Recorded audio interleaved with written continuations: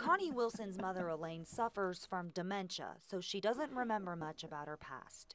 But somehow she remembers this. Here's what she said to me.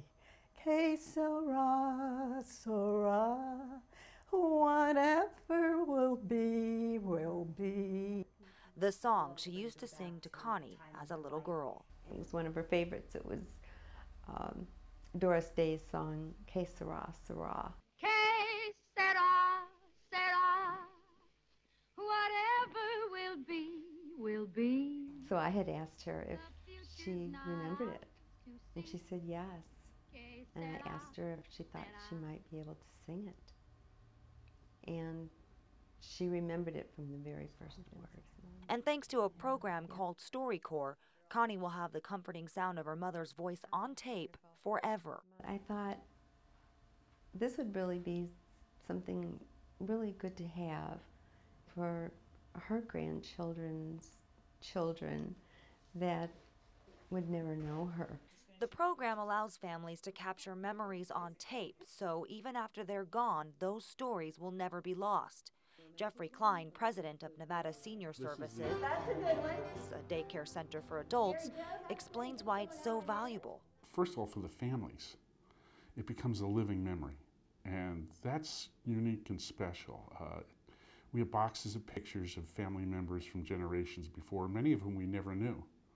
And so you can't hear them, you can't capture their personalities, you can only guess at what their life was like and what they were like. But with StoryCorps, we capture the essence of the person. We hear their voice, we hear the sound of their voice, the joy, the tears. And for every person, the reason for capturing the past is different.